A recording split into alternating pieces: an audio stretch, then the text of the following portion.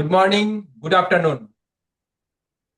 So now we are going to start our second session.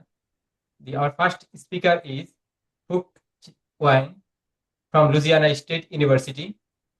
The title of his talk is Some New Capacity Inequalities and Related Function Spaces. Okay. Thank you for the introduction. Thank you all for coming. I want to thank the organizers for giving me this opportunity to talk in this platform. So this will be my joint work with Ken Oy, and I will discuss some new capacity inequalities and related function spaces. I should say that this doesn't have much to do with, quantization and geometry and dynamics, but I hope you find something new here. Okay, let me move this a little bit. So first, I want to say a few words on capacity and showcase integrals. So how do I close the screen? And how do I close? Okay. All right.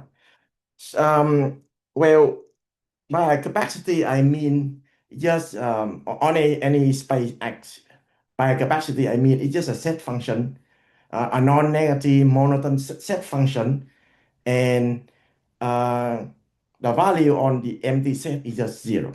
Okay, and whenever you have a capacity C on a space X, and whenever you have a non-negative function phi from X on defined on X, then you can always define what is called a showcase integral of the function phi with respect to the capacity C. Okay, and the showcase integral of phi with respect to C on X will be just the one-dimensional integral. I mean the integral from 0 to infinity of this function for any, this is a function with respect to t. So this is just the capacity of the set where phi is bigger than t.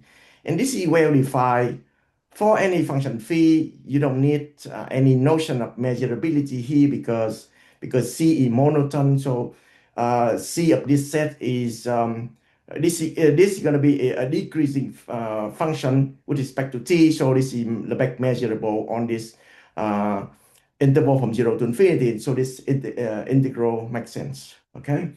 And with this notion of showcase integral, you can define the notion of LP norms, but I put norm in quotation marks here, or weak LP norm, etc., with respect to the capacity. Define, you can define LP norm or LP norm this way for any P. All right, but it's not really a norm yet. All right, and well, you have to assume more on the capacity to be able to do some analysis. Okay, so the standard assumption is that you assume that C is countably subadditive in this sense. And so with that, whenever your C is a capacity and it's countably subadditive, then you say that your C is an outer measure. And the two basic examples that I have today are the Hausdorff content defined for any set E by this infimum. Okay, this is well known. And the G here stands for the dimension of the Hausdorff content. The infinity, I mean the infinity here means that the covering of the set E by the balls here and there, I have no restriction on the radius, on the radii of the ball. Okay, and so that's why I put infinity here. Okay, and another notion of capacity or content is the so-called risk capacity. And this is defined by this infimum. So for any set K, the capacity of order alpha and with the degree of integrability S is defined by this infimum. In this situation, S is a number bigger than 1 and alpha is between 0 and n over S. The alpha represents the degree of the derivative. Okay, the degree, and then the S is the degree of injectability. And so as the K is a set in Rn. Okay, I'm talking about the capacity in Rn. K is a subset of Rn, and you want to compute the capacity of a set K, you just look at this infimum, you minimize basically the S power of the LS norm of a function f, where f is non-negative and the real potential of f is bigger than 1 on a set K that you want to compute the capacity. And I alpha f here is the real potential of f of order alpha. And so basically, this is the capacity associated to the homogeneous fractional sublapse by h dot alpha s here. All right, and this is for your information. Basically, you cannot treat, capacity and Hausdorff contents are not the same, but if you want to compare them, this is the relation. On the one hand, the capacity is controlled by the Hausdorff content with the dimension n minus alpha times s. On the other hand, you can low bound the capacity by the Hausdorff content of dimension n minus alpha s multiplied by some number bigger than 1. But you have some power here. Okay, this is for any set K. So basically, they are not the same, and so you cannot really you have to if you get the result for Hausdorff content, you may not be able to get the result for capacity and so on. Okay. Now, for our work, it's important that we need to know that the space L1 with respect to the capacity is normable. Okay, and so if you work with the Hausdorff content of dimension D, then actually it is well known that the L1 with respect to that capacity is normable. The reason is that this Hausdorff content is equivalent to the so-called dyadic Hausdorff content. And the L1 with respect to the dyadic Hausdorff content is actually a norm. And so therefore, the L1 with respect to the Hausdorff content that I just defined is normable. For capacity, it's a little bit more subtle. In general, people know that it's normable, or it's normable when your alpha is between 0 and 1 and s equal to 2.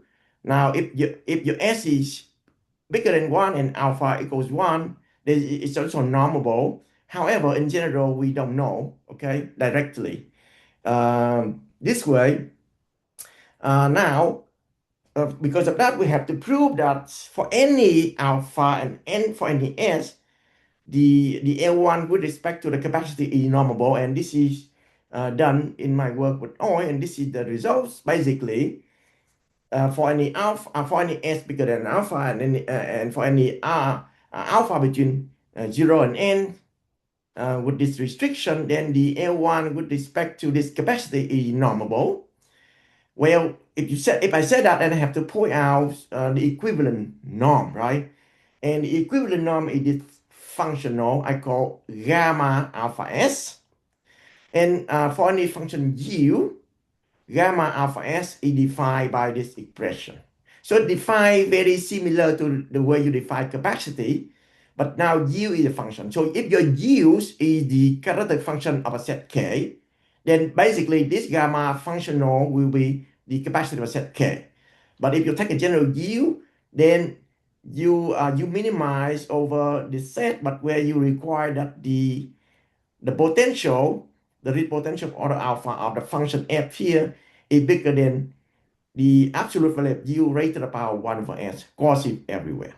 Okay, so if you minimize this, well, then you can show that this functional is, subadditive, and therefore you can also prove that it's a norm, and you can and eventually you have to show that this functional is equivalent to the L1 norm with respect to the capacity. And so to prove this, we have to use the so-called capacitary strong tie inequality, originally obtained by Mazur and subsequently extended by Adams, Dalbert, and Henson. And the contents of the capacitary strong-time inequality of Mazar is this inequality. So you take a function f in S, then you can control it by, you can control the read potential of f. Now, the good thing is that you can measure this.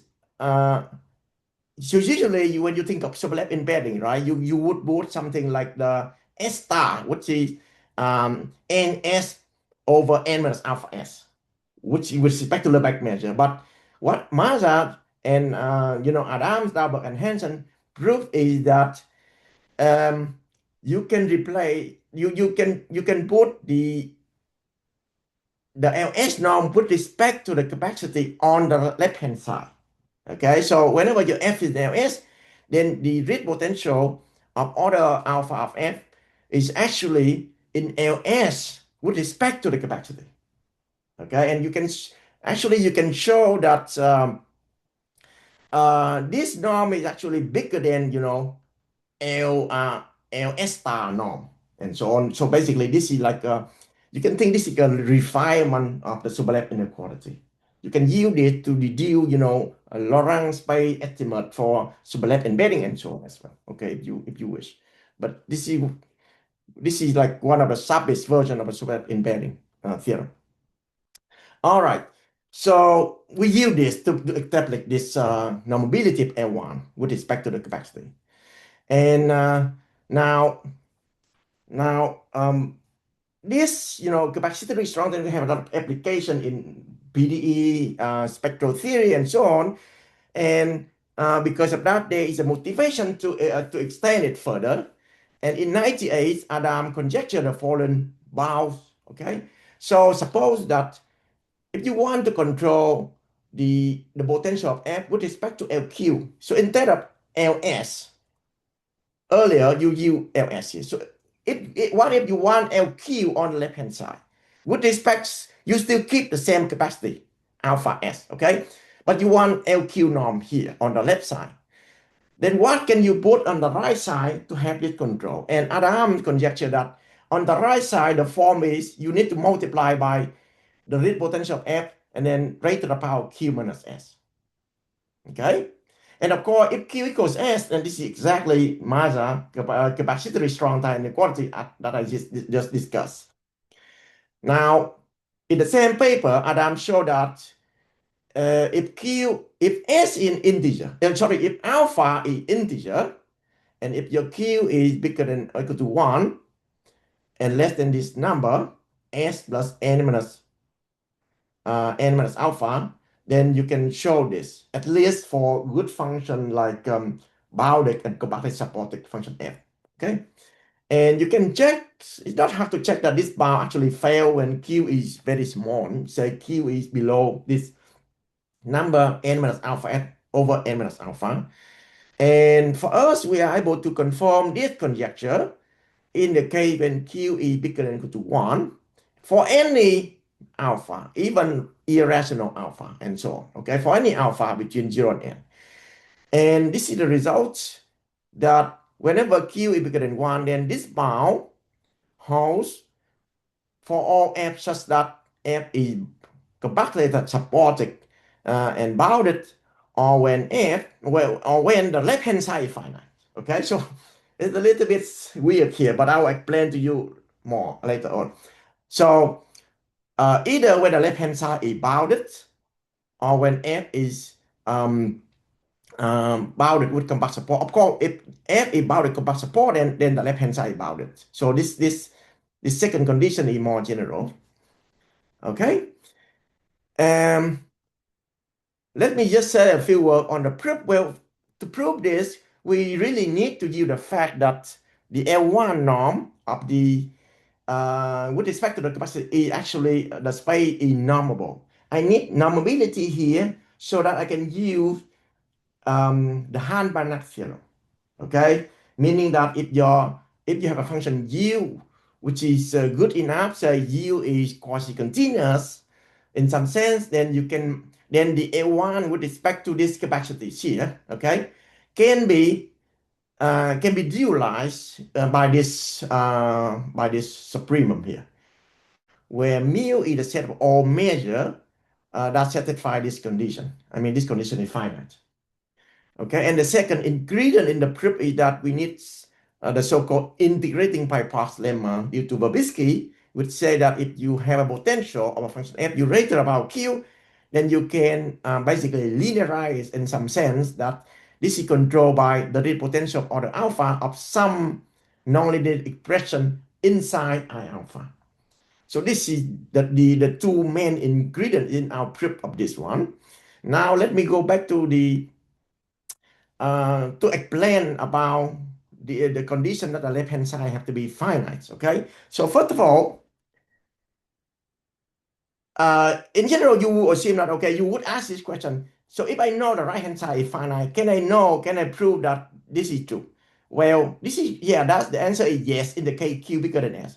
If q is bigger than s, then first you can prove this inequality for, bounded and compactly supported function, and then you use monotone conversion theorem to show this. But this is only true for q bigger than s. Now, if q is smaller than s, then if you don't assume this assumption, then there's some problem. For example, so when q is smaller than s, then q minus s is negative, right? So if you take a function, say 1, okay, you take a function f equal to 1, then I alpha of f is going to be infinity function. And so this is a negative power, so you get the function 0. So the right-hand side would be 0, whereas the left-hand side would be infinity.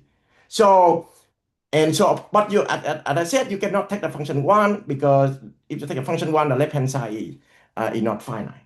So when q is smaller than s, you really need some assumption. And the point now is that, so the problem here is that the way that the conjecture was built is not really a good way. You want to conjecture in the sense that you want to find a function. The problem is that the right-hand side is not a norm, okay?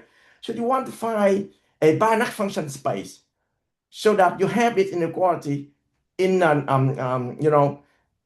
in a norm fashion. So for example, what you want is that, say for q less than s, you want to find a Banach function by x sub q, say for example, so that this inequality holds whenever your f is in x sub q.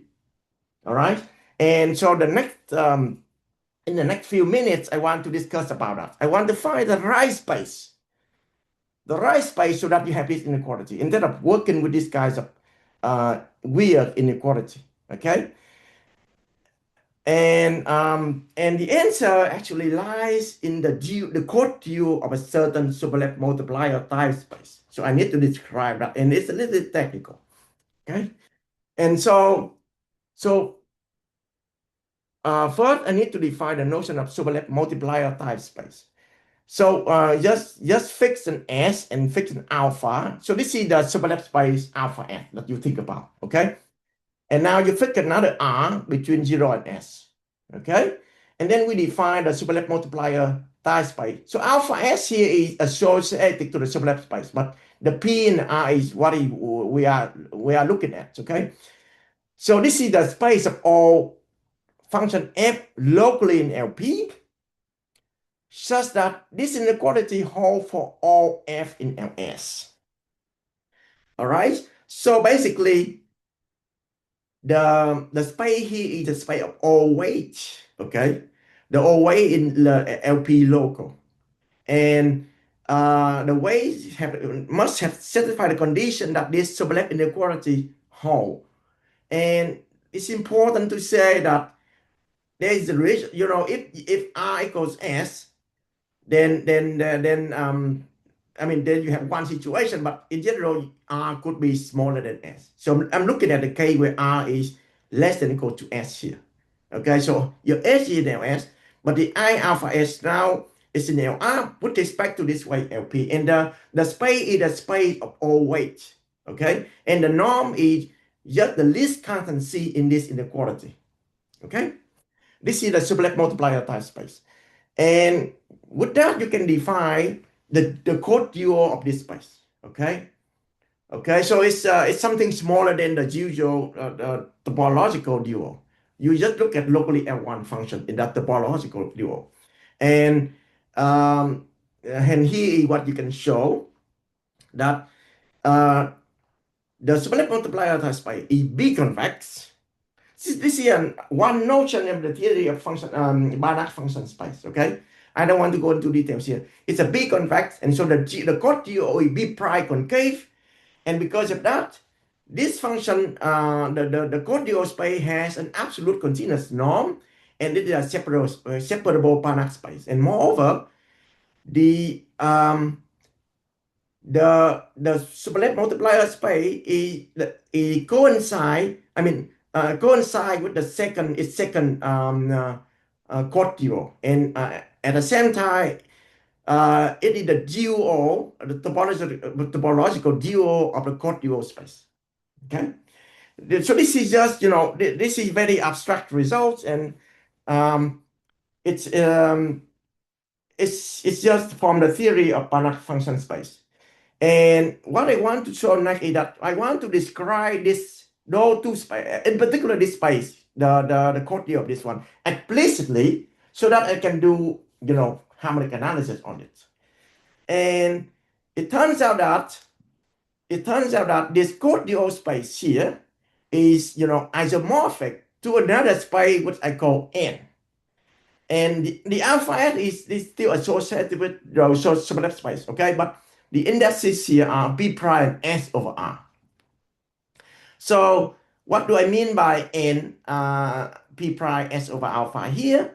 Well, the norm is given by the norm. So B prime here, so a function G in N alpha S B prime S over alpha is defined, the norm is given by this. So you look at this, you take a function G, and then you look at this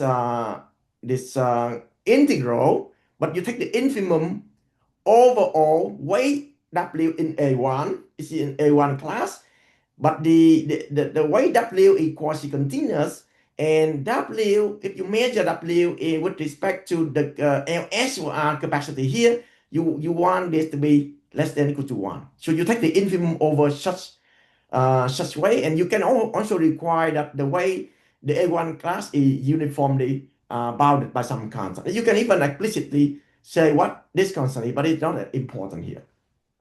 So if you take this infimum over such weight, then it will give you it's not really a norm, but it will give you a quasi-norm, and this quasi-norm space is actually isomorphic to this Banach function space, the quantity of the split multiplier space.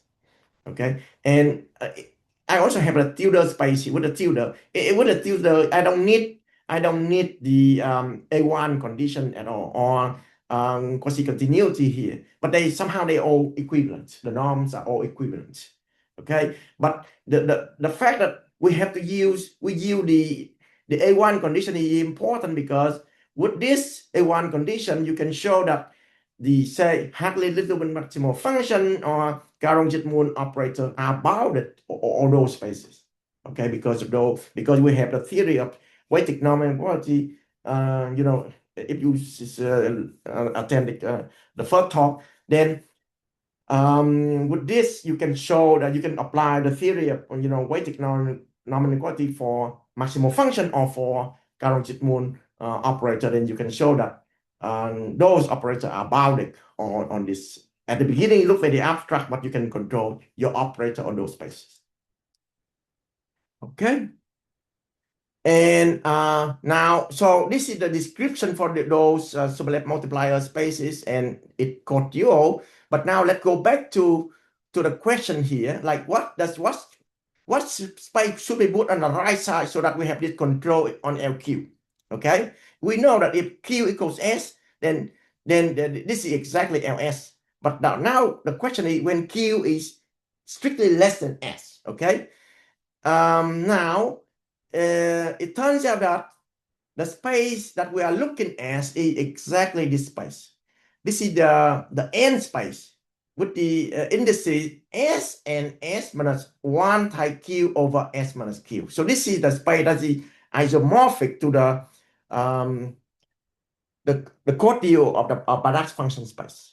And then if you work with this space, then you get the right bound for this integral operator, I mean the fractional operator.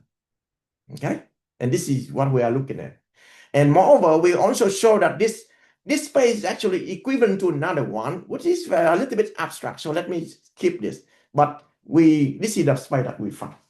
Okay. And the proof use, the theory of weighted nominal quantity in the so-called upper triangle cases. Many people contribute to this kind of results, including, Mazar, Nitrusov, Cascante, Ortega, and Verbitsky, and so on. And also to deal with this kind of embedding, we have to use the so-called a version of nonlinear potential, which is warp potential and so on. But let me skip this. The second part of the talk, let me say a few words on the boundedness of the maximal function and the spherical maximal function on those Choquet spaces. So we know that the maximal function is of weak type 1, and a strong type PP, and so on. Now, if you instead of working with LP, you work with the LQ, where with respect to capacity, and then you can also bound it. Okay, and your Q could be less than 1. Your Q, so the endpoint is Q0 is n minus alpha s over n. You have weak type bound at endpoint. But if you stay away from this endpoint, then you have the strong type QQ, where Q is bigger than Q0 here. If you work with the Hausdorff content, then the result was obtained by order-based Verera, and earlier which was considered by Adams as well. And the Q in this case is bigger than n, D over n. D is the dimension of the Hausdorff content. Okay. Now if you look at the spherical maximal function, which is the spherical average, and then you take the sum over all those averages, and it's well known that this operator is bounded on LP whenever your P is bigger than n over n minus 1 for n bigger than or equal to 2. And so on. Okay, those result belongs to Stein and Bourgain and so on. Now, what I want to do is I want to obtain the bound on Choquet spaces for the physical maximal function, and this is what we get, that the endpoint is this case D over n minus 1. So if D is we are looking at the KD less than n minus 1. So D is this P0 is less than 1. Okay, P0 is less than 1. We have the weak time bound here with respect to this Hausdorff content, and then we have the strong type bound when B is bigger than this number, D over n minus 1. Now, for us, it's still unclear about the K when D bigger than n minus 1. Okay, we don't know what is going on when D bigger than n minus 1.